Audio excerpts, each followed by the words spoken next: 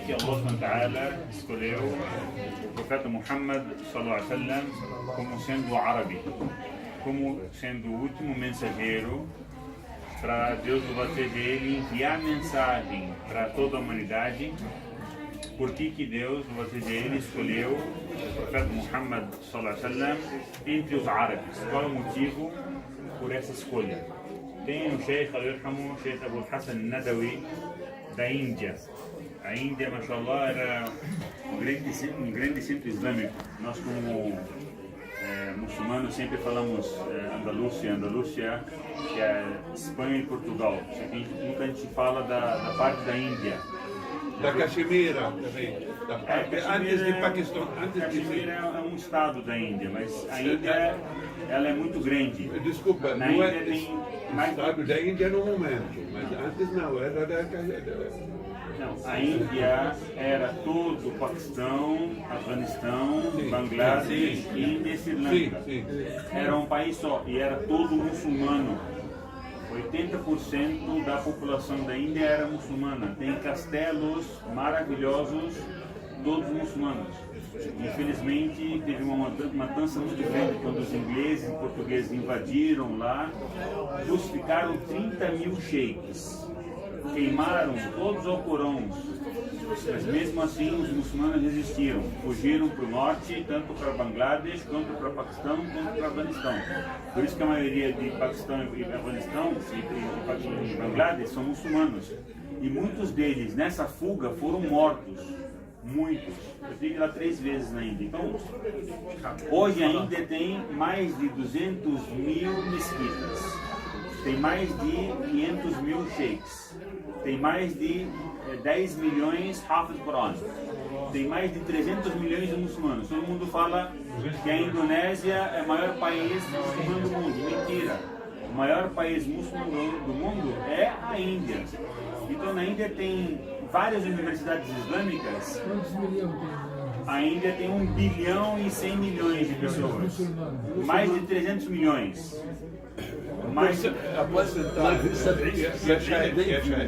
نعم في 70 دين بس في 1500 دين. يا شايف بس انه لا مش كله مسلمين. صار في حرب او ضد الاسلام، مش هلا في حرب ضد الاسلام، بس لا نترجم ليش. Lá, para a gente não confundir, vamos ser mais verdades. Os muçulmanos que existem na Índia, 7%. Não, 30 e poucos por cento. 32%. Eu já fui 3 vezes na Índia, pode perguntar lá, tem طيب خلونا مع cidades 100% muçulmanas, igual Ahmedabad, tem 7 milhões de pessoas, todos muçulmanos. Tem muitas cidades, Surata, tem 3 milhões de todos. Tem muitas cidades que é 100% muçulmanas. Tem um estado inteiro chamado Khairullah, Kerala, tem mais de 170 túmulos de Sahaba. Na época do profeta sallallahu, eles chegaram lá na Índia. Então esse Sheikh Abu Hassan Nadawi, ele fez um estudo científico para poder responder a seguinte pergunta: por que Allah SWT escolheu o profeta Muhammad sallallahu, o último profeta mensageiro, dentre os árabes? Então, dentro dessas respostas que ele obteve, o Sheikh está mencionando aqui, a primeira delas é a sinceridade do povo árabe. Quando fala, não mente. Hoje em dia, infelizmente, é muito difícil. Hoje em dia, o que mais tem hoje é fake news. O que mais tem hoje é as pessoas mentirem. O que mais tem hoje é as pessoas fazerem notícias transformadas para dar em prol de fulano ou em prol de ciclano. Então, na época do profeta sallallahu, o muçulmano, o árabe, era conhecido pela sinceridade dele. Tanto é que um dos títulos do profeta Muhammad sallallahu, As-Sadiq al-Amin, As-Sadiq, a pessoa sincera, Al-Amin, a pessoa que se tinha total confiança nela. Tanto é que todo mundo de Meca que precisava viajar para fora de Meca tinha medo dos beduínos, porque os beduínos, eles interceptavam as cargas. Como hoje em dia vai um caminhão daqui para atravessar Rio de Janeiro, é interceptado. Por mês tem 900 cargas interceptadas. Antigamente também tinha isso nos beduínos. Então o que eles faziam? Quem era de Meca e tinha dinheiro, tinha ouro ou tinha prata, deixava onde esse dinheiro, esse ouro, essa prata? Não tinha polícia, não tinha um governo. Deixava na casa do profeta Muhammad sallallahu alaihi wasallam, porque era conhecido como a Sadiq al-Amin, a pessoa sincera, a pessoa que era confiável. Esse é o primeiro, a Sadiq, a sinceridade na fala deles. Eles falavam, não mentiam. E o outro é al-Karam, a generosidade. Esses são duas das características principais que os árabes possuíam naquela época. Até hoje, alhamdulillah, tem muitos árabes com essas duas características. Se a gente for pegar e desmembrar a religião islâmica, quando a gente fala din, a palavra din não se traduz somente como sendo religião.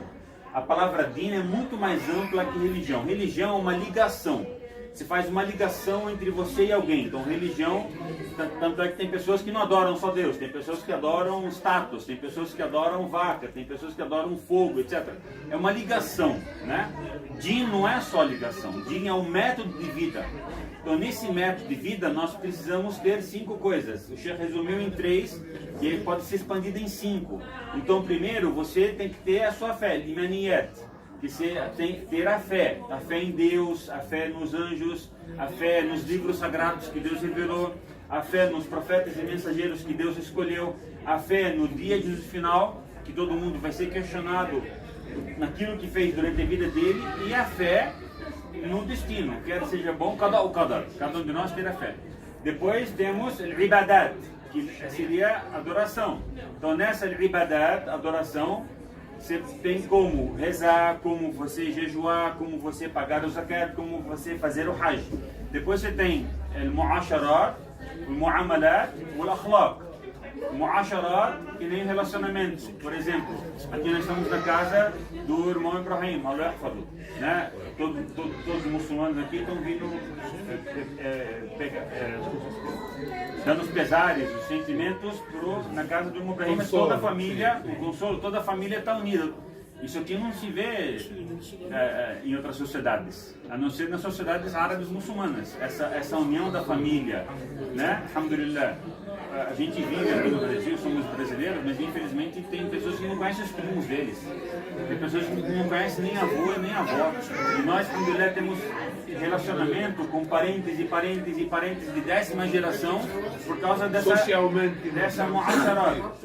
Tem mu'amalat, que é o relacionamento. Que você ter uma loja, você ter clientes, você ser um médico, você tem seus pacientes, você é professor, tem seus alunos, você é comerciante, tem os seus clientes, etc.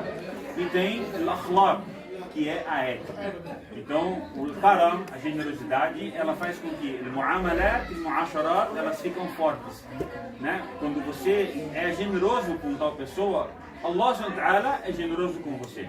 Então, o Sheikh deu o exemplo aqui, por exemplo, de Uthman bin Affan, radiyallahu ta'ala anhu, que Deus louvado seja ele e esteja satisfeito com ele. Uthman bin Affan, ele chegou em Medina, uma mão para frente e uma mão para trás, não tinha nada.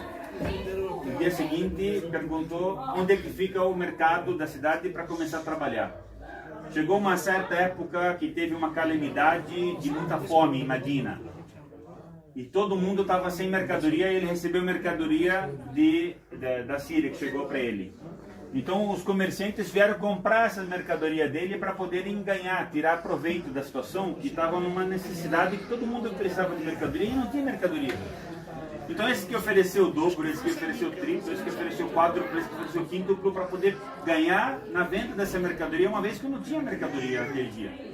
O que ele fez? Falou, não, me deram mais, me pagaram mais. Eles ficaram encucados, nós já pagamos o quíntuplo do preço da mercadoria e o Senhor me ofereceu para nós, quem pode pagar mais que o quíntuplo?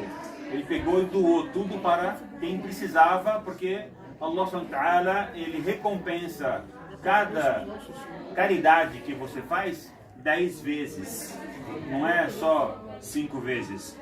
E esse karam, essa generosidade que nós devemos plantar em nós, assim como tinha na época do profeta Muhammad sallallahu alaihi wasallam. Ele faleceu, não deixou nenhuma casa, nenhuma mansão, nenhum castelo, né? Que ele deixou algumas moedas, pediu para Aisha, distribua antes que eu morra, para não ser questionado no dia final daquilo que eu tenho. Nós temos que ensinar, temos que tirar proveito dessa lição que o Sheikh está dizendo para nós ensinar isso para nossos filhos.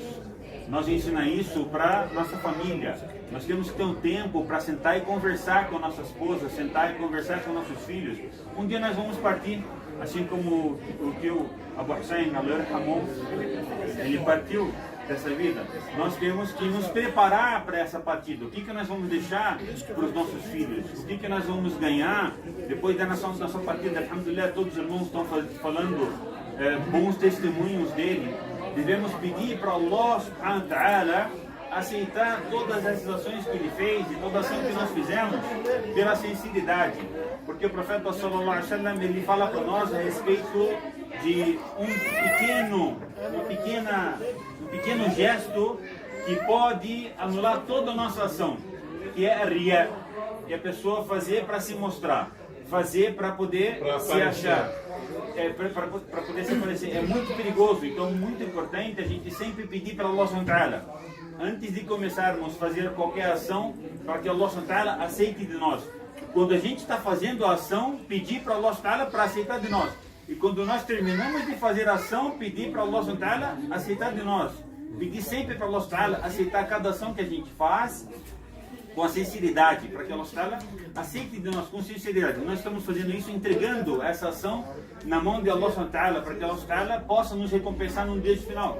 Porque é muito perigoso eu fazer alguma coisa para agradar o Dr. Ali, ou para agradar o irmão Ahmed, ou para agradar o irmão Ibrahim, e não fazer para agradar Allah subhanahu wa ta'ala.